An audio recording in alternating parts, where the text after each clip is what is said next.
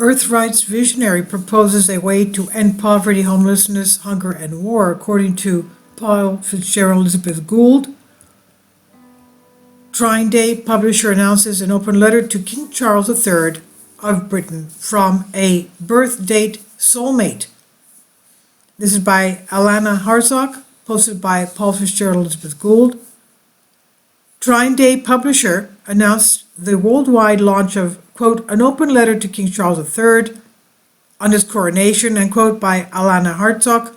The letter, an Earth Rights Manifesto, premiered at Trine Day's Roundtable 18 on April 5, 2023, available below.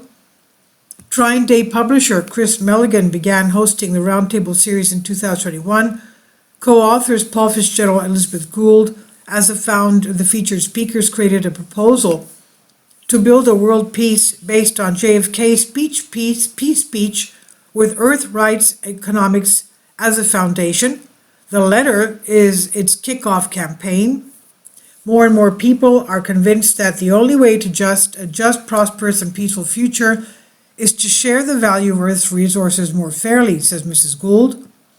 Mr. Fitzgerald added, the Earth rights ethic will be realized by using the interregnum from the September 4th death of Queen Elizabeth to the May 6th coronation of King Charles and the June 10th 60th anniversary of JFK's speech to promote the economics of peace, culminating in a musical celebration in Ireland, the home of JFK's Fitzgerald legacy.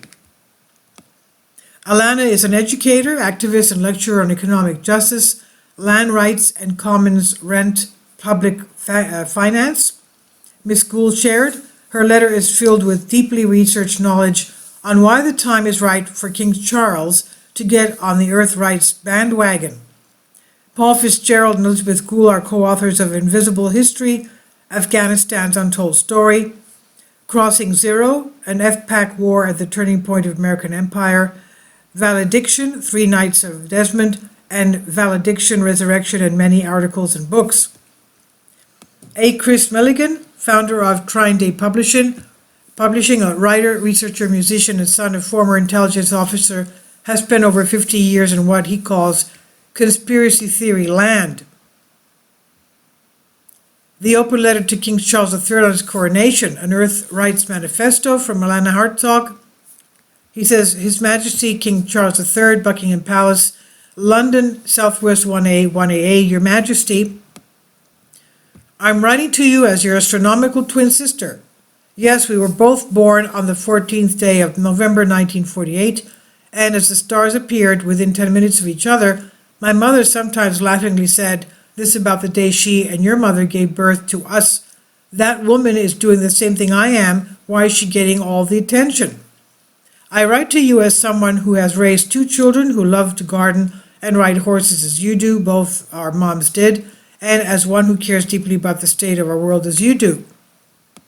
As your astronomical twin sister, I write this open letter to you in the hope that you might be moved to engage in a conversation with people from around the world, and together as king and commoners, I think that we can find clarity for a way forward, a way to end poverty, homelessness, and hunger, and to build a world that works for everyone, including the animals and plants, indeed for life itself. Through our sincere conversation, I'm certain that right action will follow, and we will create a world where justice will keep the peace, and thus we will end the scourge and abomination of war once and for all.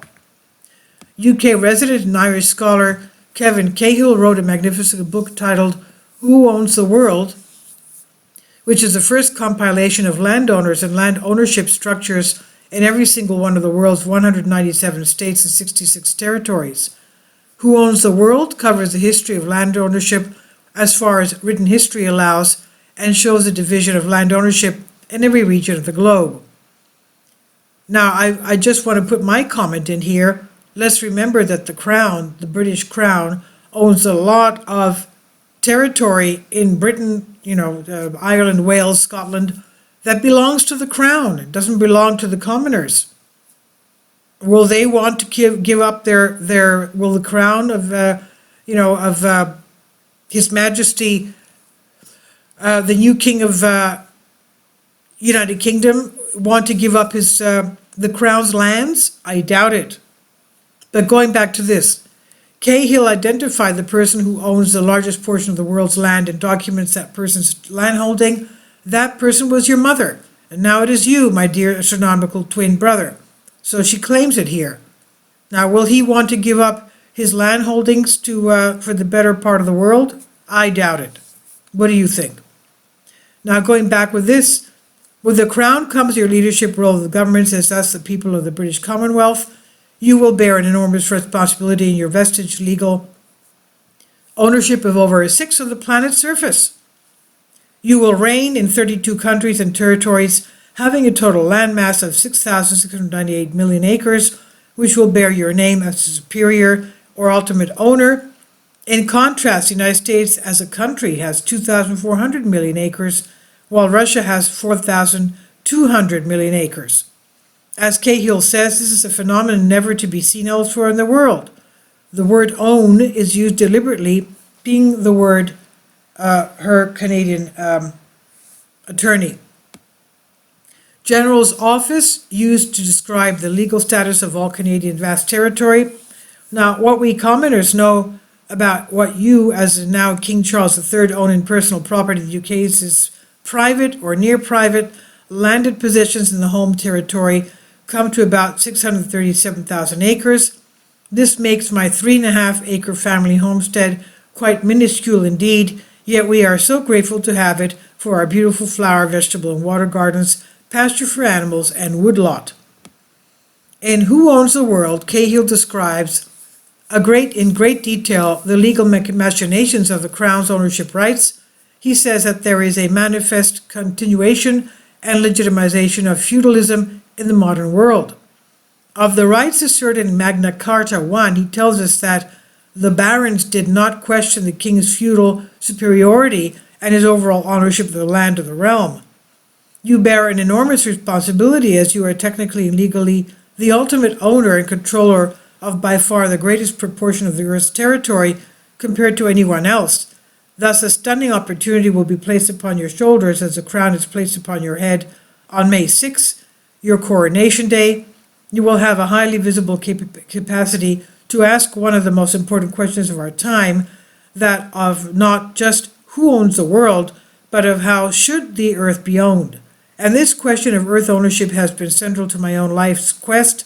I want to share with you some of what I have learned in this regard, as detailed in my award-winning book, The Earth Belongs to Everyone. During my time since we were born, I have come to the realization that the ultimate claim of ownership of the Earth's land and natural resources cannot be made on the basis of prior claim, discovery, purchase, military conquest, ability to maintain and secure possession, constitutional law, or length of residency. Ultimately, the only rational, supportable, moral, just, and ethical basis upon which a claim of ownership can be made is by birthright to the gifts of nature, and that cannot be an exclusive claim. The claim by birthright can only be legitimate if it's acknowledged that all other human beings have an equal claim on the land and natural resources. The deepest ethical dimension of territorial rights recognizes that humanity is one and indivisible in its fundamental claim to the earth as the birthright of all. We people of the planet owe a great debt of gratitude as well as profound apologies for the manner in which we have treated indigenous people who've lived longer and closer to the precepts of natural law than most of the several billions of us. Colonization declared their lands terra nullius, meaning void of human habitation, as church and state considered native people to be savages and subhuman. We can understand the Native American word wiketo to mean those whose consciousness is that of being separate from the earth and from each other, whereas native people view the world as a whole and all human beings as related to all of nature. They said in their greetings and prayers, Mita kie oyas, I, meaning all my relations. John Mohawk, a Native American leader and university academic, said this in his essay on the problem of modern world. When land became a commodity, it lost its status as provider and sustainer of life. Western civilization began its history of subjugation and exploitation of the earth and earth-based cultures. For 5 centuries, people have been coerced from their land holdings. The problem in the English-speaking world has its roots in the 16th century. Mohawk was speaking of the enclosures period, when masses of common people in Britain, Scotland, Ireland, and elsewhere were forced off their customary commons and other land holdings. The enclosure could be accomplished by buying the ground rights and all common rights to accomplish exclusive rights of use, which increased the value of the land. The other method was by passing laws caused for forcing enclosure, such as a parliamentary enclosure. The latter process was sometimes accompanied by force, resistance, and bloodshed, and remains among the most controversial areas of agriculture and economic history in England. As King Charles III, you have a profound opportunity to address and redress massive wealth inequality, and also reverse several hundred years of enclosures by welcoming the commoners back to the commonwealth of the common good. You have in your power several ways to restore the birthright to the earth of multi-millions of people. You've probably heard of the community of Finhord in Scotland, one of the original planetary light centers emerging worldwide that's based on harmonization with the laws of nature. I find of great inspiration in the Russian ringing cedars movement, launched by an amazing, wise woman, Anastasia, the avatar of Siberia. Her movement succeeded in the efforts to secure land for the people for ecological family domains, actualized by acts passed by the Russian Parliament Duma. Thousands of people have been leaving the cities to find their livelihoods in direct connection with Mother Earth, and you may be aware of the Llamas eco-village in Wales. A relatively few ultra-wealthy people own a disproportionate share of urban lands worldwide. Your own metropolitan acreage in London has a notational value of over 4,600 million British pounds. In urban areas where land values are greatly concentrated, you can address the increasing poverty and wealth inequality via fundamental tax reform. You could work with Parliament to remove the tax burden from people who work for a living, earned income, while shifting the tax base to the land rent, which is unearned income as land value is created by society as a whole. And this will remove the urban bits of Mother Earth for speculation, hoarding, and private profiteering. This tax shift off of labor and onto land rent would procure ample funds for needed infrastructure and other public goods. And as Dr. Paul Collier, professor of economics at Oxford University, author of The Bottom Billion, says, density is valuable, and that value is reflected in the price of land. In the urban centers, there are enormous rents on rising land values.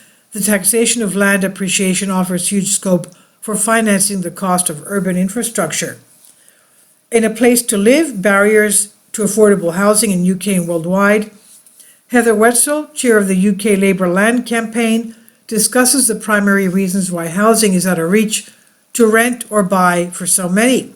And she shares her concern about our increasingly divided society of rich and poor, and consequently social economic problems. Heather puts forward land value tax and other fundamental policy proposals that can solve the housing and land problem and at the same time address environmental challenges. Land rent for public finance, aka land value taxation, can be traced back thousands of years, as far in fact as the Vedic period, from which came Hinduism and Buddhism. It also threads through the Abrahamic faiths of Judaism, Christianity, and Islam.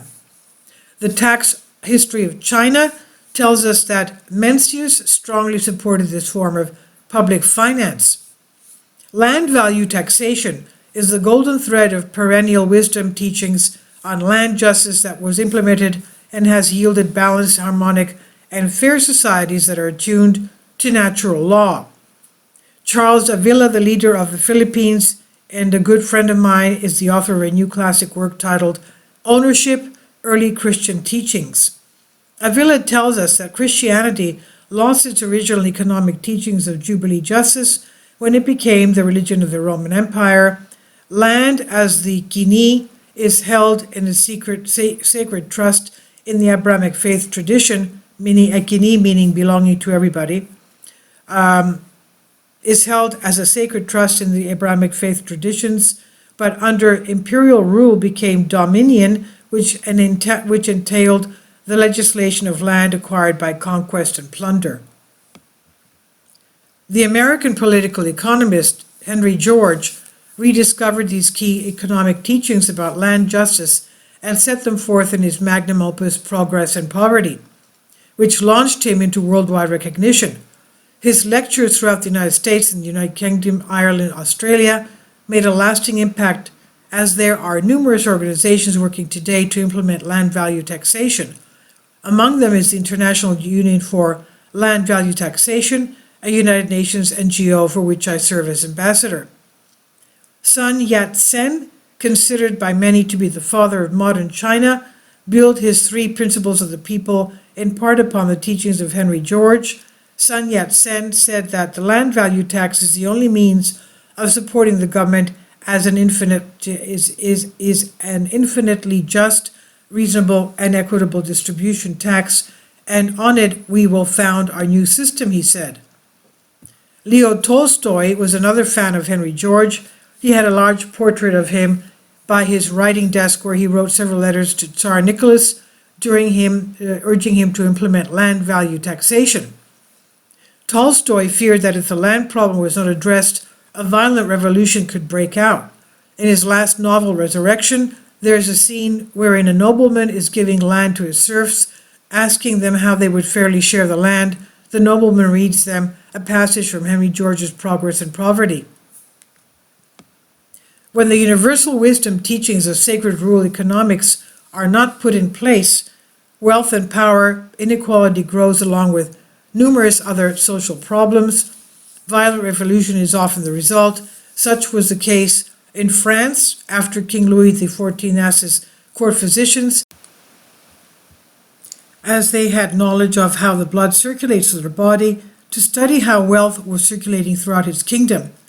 Later to be known as the physiocrats, these founders of classical economics coined the phrase impôt unique, or the single tax, and urged the French kings to levy taxes on land instead of labor. Maribeau the Elder said that if enacted, the impôt unique would be a social advance equal to the inventions of writing and money.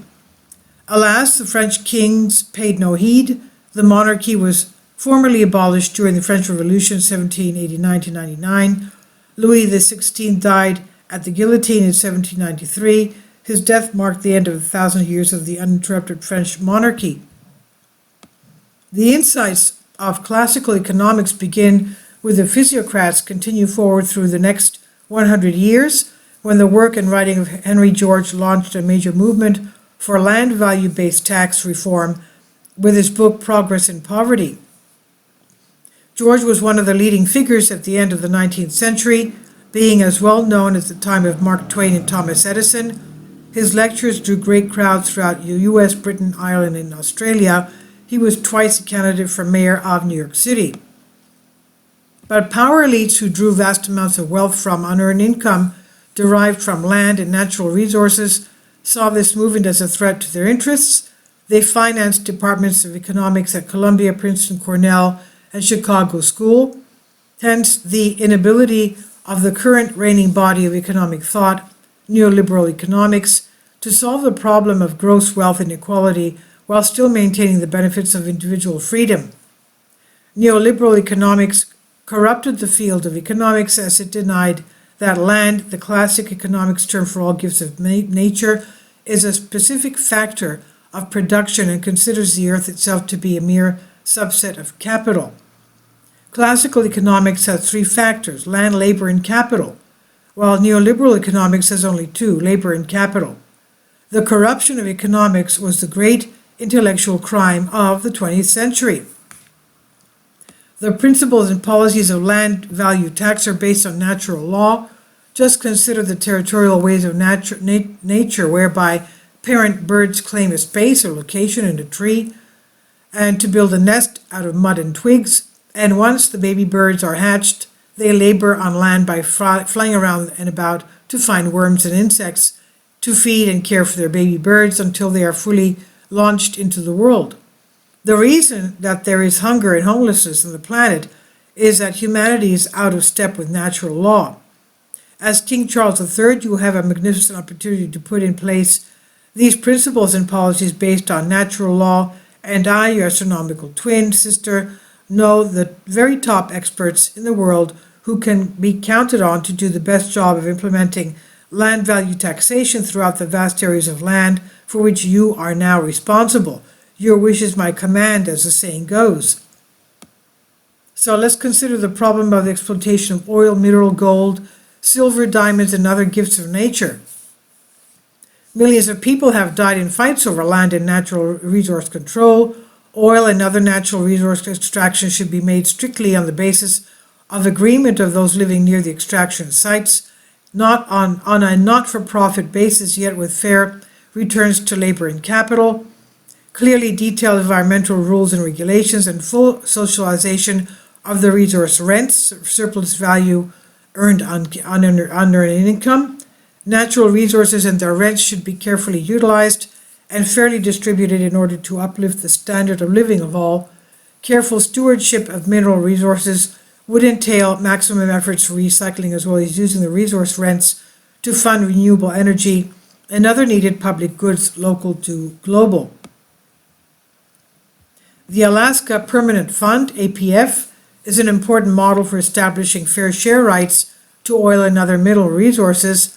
The APF, with a current total fund value of over $75 billion, collects substantial oil royalties based on the Alaska state constitution, as the state retains the rights to all minerals and other natural resources.